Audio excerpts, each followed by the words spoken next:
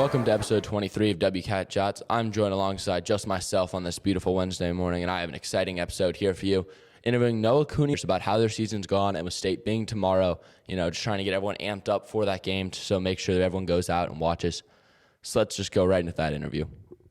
I'm joined here by senior, almost graduated, Noah Cooney. Noah, how's your morning doing?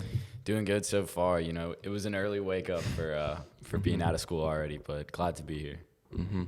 And, I know it's just last week, but how was those senior festivities, just to wrap up your years at Westminster? Oh, it was awesome. It was almost surreal being there and seeing it all come to an end, but I don't know. This whole thing's sort of been bittersweet, so yeah. To rewind it all the way back, how did you first really get into soccer as a kid? Yeah, I always tell people that I started around 4 years old, I want to say, and I actually went to AIS before this. And for those of you who don't really know where AIS is, they're a pretty small 1A school, and the biggest thing over there is soccer. It's like they don't have a football team, they don't have cheerleading, all they do is soccer.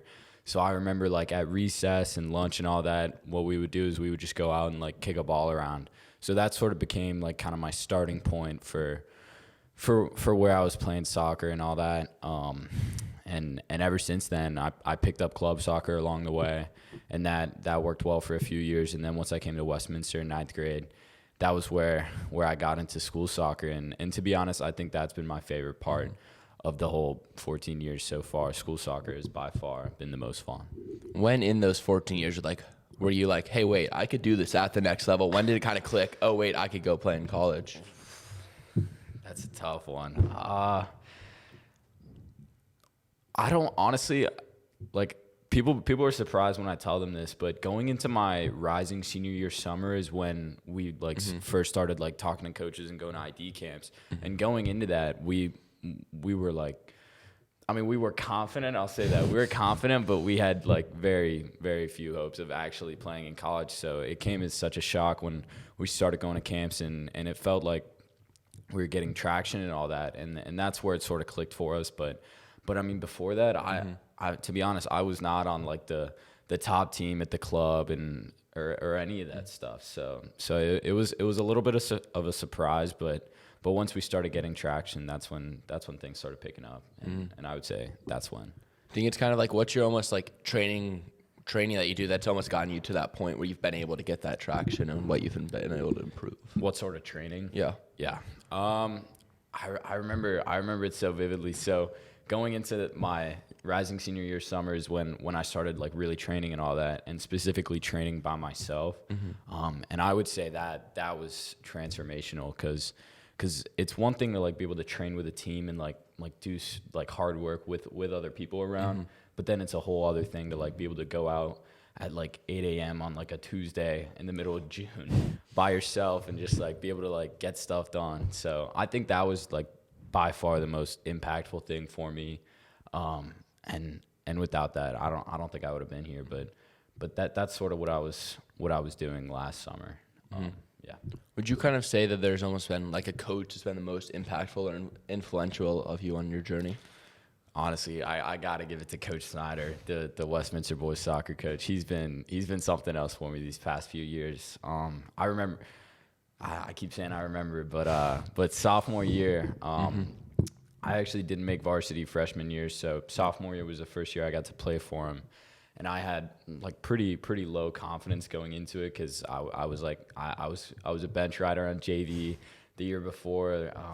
I wasn't doing well in club, all that stuff. So I came to Westminster, Coach Snyder, and he just helped me build my confidence. And I would say that's the most valuable thing that I've had so far, for sure. Yeah, it's funny. After y'all won one of your playoff games, I went down the field to like get a photo, and Coach Snyder's standing there, and he just like starts talking with me. I'm like, "You just won some game. Go get with your team." And he's like talking to me about who I had in middle school history because that's what he teaches. And I'm like, "Wow, this guy really, he's a really good guy." Yeah, that sounds like him for sure. And then over your past, 3 years on varsity, unless maybe there's something on JV, what's been your most memorable moment? I'm sure there's a lot to choose from so far. Tomorrow could be a new one. Yeah, no, definitely. I would say like negative memory would probably be we went to the state finals sophomore year, and we ended up losing that. And I specifically remember, like, my friends still mess with me for this to this day, but I actually gave up a penalty in the state final in the second overtime. And it's debatable because we had it on film. So we like played it back and we were like looking at it. And it's like, I think it's not a penalty. Some of my friends like mess with me and they're like, it's questionable. But like, I think it's not a penalty. So that's by far my most memorable moment is like the instant where I tackled the guy and the ref blew the whistle. So I think that was my most memorable moment that was like negative, but positive would actually be this past year, actually a few weeks ago, we were playing Southeast Whitfield and it went into overtime and we got a penalty. We were down 2-1 and then I stepped up and took the penalty and scored it. And that was the most memorable moment for me. And then kind of just looking ahead towards state, what are y'all as a team, I don't want to say strategies because you don't want to give those away in case they come and watch this. Yeah. But, what are you trying to focus on going into this game? Yeah. And our coach kind of talked to us about it. The biggest thing is nobody expects us to win except us. And that's literally the fact. This team Johnson has had a phenomenal season, no doubt. They're 23-0 right now, I believe. They've tied once, I think, maybe twice. So they've pretty much got it all going for them so far. But we're planning on using that to our advantage. They're going to come in like knowing that, and we're going to plan on using the underdog status and definitely bringing intensity with that.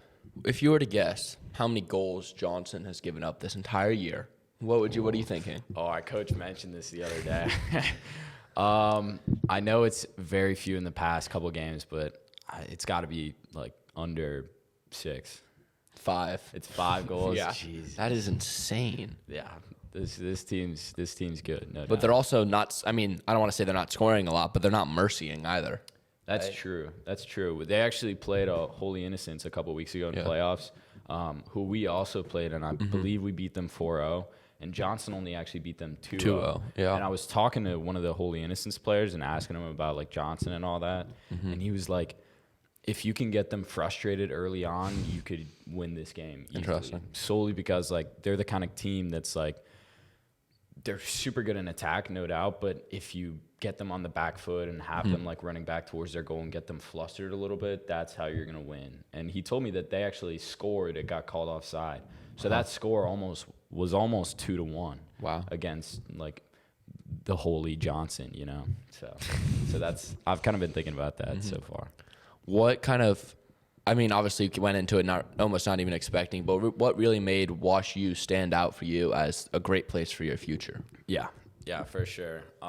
So I was talking about it with my parents. I remember last summer we were discussing like what we were kind of looking at, and the biggest thing for them was a good academic fit along with a good soccer fit, and they put the academic portion of that above the soccer fit for sure. So as we were like talking to coaches and all that, we always had that in mind. But then also like obviously Wash U fit the academic criteria. And then we were also looking at like whether they're any good or not, and they definitely fit that criteria as well. I talked with one of the other incoming guys who was also getting recruited, and that just solidified the decision. So, and then how do you almost describe? I don't know, maybe you don't, but how would you describe your play style? Out on the pitch. Yeah, that's tough because. The year before and sophomore year, so my sophomore and junior year for Westminster, I was like the center back and outside back. So I'd played defense that whole time. And then going into the summer, like I don't know what changed, but my dad and I made a decision that we would just say screw it and go play strikers. So that's what we did, and we ended up playing like striker and winger all summer long, and that obviously worked out. So we like going into this season, we were like, hey coach, like Coach Snyder, can you put me up top? Like I think this might work. So I think my play style would probably be like what's worked for me throughout those. I'm not like the big stocky defender, and I'm also not your like lanky like speedy winger. But I would say I'm like aggressive. That's one of the things, and then like persistent. I think those are probably my two biggest like characteristics that I could say. Yeah, I mean, seeing you out on the field, I feel like those are almost perfect. You're just chasing down the ball, especially on a guy a bit bigger than you, but, you have the speed to get around him sometimes. Yeah. And then, a bit, I don't want to say sadder, but, you and all the other seniors leave. Is there any really good underclassmen that you really think can help hold this program up? Oh, yeah. I'm sure you've heard of him, but Will Stewart, he's up and coming for sure. And I mean, he's been good too. Last year, he was already a starter as a freshman, which is remarkable. We have a few others too. Cooper Witness, he's a sophomore this year. He's starting outside back, holding it down back there. Those are the two guys that they were both on the team last year, and I'm sure I'm leaving out a few names right now, but we also have sophomore Will Samity. Yep. I don't know if he's listening to this right now, but I actually thought he was a freshman at the beginning of the year, so he got a little salty about that. But no, he's also really good. So it's looking good the next few years. I'm confident we'll do well. Then if you were to give yourself, your younger you or a younger soccer player, a piece of advice to, go through their soccer career with, what would that kind of be? Yeah. I think I would tell my younger self to have faith in yourself and stay confident, because there were times there where I lost like total confidence, especially I remember club soccer was tough because the way club works is like you try out for the team every year. So I like tried out for the team like a few years, and like I'd been on the team with these guys and I knew all these guys. And then one year I just I wasn't good enough. I didn't make the team. And like most of my friends that I had known for like 5 years, they all went on to play on the team above me. And the worst part was the club actually had 2 teams for the same league, and I made the one below it and all my friends made the one above it. So at some point at 2 points in the season, I had to play all my friends and we lost, which is rough. But I remember that kind of like being my low point. And I had so little confidence at that point. So if I could go back and just tell my younger self, just like have faith and keep confidence in your abilities, and then that'd be it.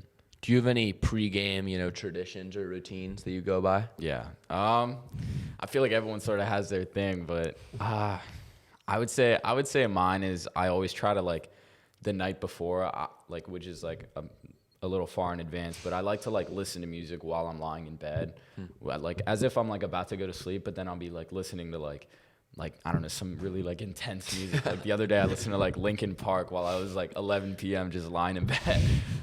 So it's a little weird, but I think that's usually my pregame routine because it gets me in like the mindset. Like my theory is that it gets me in the mindset before I go to sleep, so I wake up ready. And then I have like little things, like I always put my left shoe on before my right, and always tie it first. So, but other than that, that's kind of it. And then, is there any big team traditions? Obviously, maybe there's some that we can't talk about here, but anyone that, maybe you could discuss here about the team? Yeah. And if you ask Coach Snyder, he'll give you these. We have like a few like just core values that we like he just drills into us. And the first one is definitely what ifs.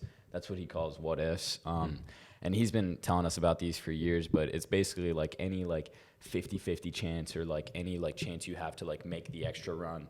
That's what he calls a what if. Yeah. And what ifs win games, pretty much. Like there's been countless times where we didn't make the what if, and he points out like that was a what if. What if? Yeah. And that's kind of our like biggest thing, and everyone on the team knows what a what if is at this point. And then the other one is probably nobody works harder. I think that's the other thing, because there's been I mean, throughout the season going into like sports, and this kind of goes for all sports, but a lot of schools look at Westminster as like the smart, like rich kid school.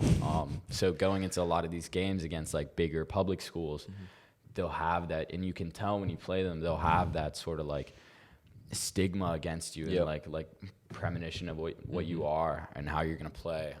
So that's kind of, we use that against them to like come out and surprise them when we like as the quote says, nobody works harder, when we do work harder and play more physical than they do. So I think those are the two biggest things. And something you don't have to worry about as much now, but how did you try to balance your schoolwork as well as soccer? Yeah. It was tough for a little bit because I mean, during the fall it was tough with college applications and all that for a lot of people, but during the spring it got a little better. That's good. And then soccer practice is usually like 4 to 6. So it's not terrible, but it's definitely a commitment. And coach is usually pretty flexible with like, if you have something, just reach out and let him know. Like, he's always been really flexible with that. And honestly, it wasn't terrible. Yeah, I wouldn't say it was too bad. All right. And then, moving into some more, I don't want to say fun, but like, some Westminster, quick stuff. What was, I guess, your favorite study or hangout spot on campus? I got to go third floor library, and I have a reason for it too. So I came here in 9th grade, and I didn't know anybody. So like, I tell people this story sometimes. Back when I like didn't know anybody, I was like too scared to like sit at the lunch table because I thought that if I sat there, like, I wouldn't know anybody and then would like go quiet. So to avoid that, for anybody who remembers, there used to be panini presses. Oh yeah. In Malone. So what I would do lunch is was good. Yeah, back when lunch was good. But I used to make myself a panini and then grab it and walk around campus and act like I had a place to be, just so I could prevent myself from like sitting at a table alone or something. But once I finished my panini, I would always then go to the third floor library and start doing works. And ever since then, I've made friends since then, but like, congrats. That's all I know. Thanks. Big accomplishment. But ever since then, that's sort of been my like study spot. And it's quiet up there, and there's like corners where you can find and just like do your work. So that's got to be it. This almost ties in perfectly to the next one. What's your favorite flick lunch? Ooh. It was actually firecracker chicken up until a couple weeks ago when they did it, and I thought it was so bad. Like, I still ate four servings, but it just wasn't as good as I remembered. So I got to go hamburgers and tots. That's my favorite for sure. We had earlier this week, we had hamburgers, but not with tots. It was like, what was it with? It was with something weird. It was with pasta, I think. Was it yeah, with it was pasta. Yeah, that made no sense. Yeah. I remember having that a few months ago, and it was the weirdest combo. I even told my parents about it later that day, and they're like, what? Yeah. That makes no sense. What's your favorite, like, Way-Pay restaurant? Willie's. It's Willie's? classic. I feel like that's a basic answer, but that's the best I got. I was there last night. Yeah, there you go. And then, if you had to go anywhere in Atlanta to spend a Friday or Saturday night, where are you going? That's broad. With some friends. Oh, it is broad. Honestly, I've been like, I don't know why, but in the past few months, I've gone mini golfing a lot more than I had in the past few years. So I went to a putt shack the other night, and that was a lot of fun. I didn't realize that they had like all the like technology mixed in with the actual holes. So they have some interesting holes there. So I would say mini golf. That sounds like a 12-year-old answer, but mini golf is probably. I think I might need to go check out putt shop. Oh, you got to check it out. It's awesome. Food's good too. All right. Thank you so much for joining us, Noah. It's great getting to talk to you about everything, and good luck tomorrow in state. Thank you. Thanks for having me. This is awesome. Beautiful. Thank you, Noah. Great getting to hear from you on how the season's gone, and also, goals for the future. Now let's hop into some other Wildcat sports. Baseball went up to Cedartown on Saturday, round 2 of the playoffs, and they won in a great way. They won game 1, 11-2, complete game pitched by Calvin McBurney, the sophomore, and then game 2, they won 6-2, complete game by Bobby Yarbrough.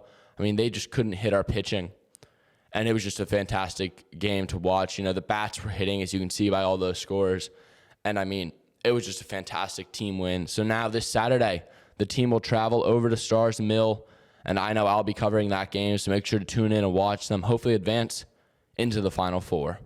Guys Lax, they played Mount Pisgah on Friday, and they dominated, and they're hoping to keep up that good roll into tonight for quarterfinals, where they play Pace at home, battle the 2 West Paces Ferry teams, and hopefully Westminster can keep on advancing. Girls Lax, they played East Forsyth last week, and they won 19-3. It was a great game all around by the Cats, and now they get to play Mount Parent away tonight in the quarterfinals. So, choose between guys and girls which you're going to watch, and make sure you at least watch one of them because, our lacrosse teams have had a great regular season. They're hoping to keep it up into the playoffs. Now, boys soccer, obviously, y'all just heard all about that season, talking to Preston and Noah. But they beat Benedictine in overtime. And then, obviously, states tomorrow, fan bus. Go get on it. There's an email in your inbox. If not, drive out there. And if you're on the fan bus, tickets are free. Okay? So you don't have to pay that $7 to go fan. Then for girls soccer, they beat Lovett in what was a thriller. The girls won 3-2. It was a tough physical match, but the Cats came on top. And it's great to, beat Lovett, our biggest rival. And also playing in state tomorrow. So same fan bus as the guys. Both are at McEachern. So make sure to go hop on that bus and go watch the Cats hopefully bring home 2 state championships tomorrow. Boys tennis, they beat Stars Mill Monday in quarterfinals. And then they're going to play Pace in semis. I mean, the guys' team, they've been spectacular all year, and they're trying to keep up that good playing as they push further into the playoffs. Girls tennis, they play Pace on Monday at home for semis. So, a lot of playing Pace here. And from what I heard from one of the players, it's going to be the toughest match of the season. That's what Kate Lockerman was telling me. So hopefully they can come out on top. Then track, they have sectionals this week. It goes regionals, sectionals, and then state. They had a great regionals, hoping to carry that momentum into sectionals and then eventually into state.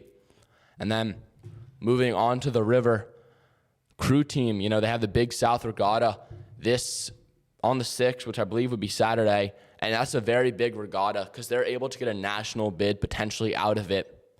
And then they have a selection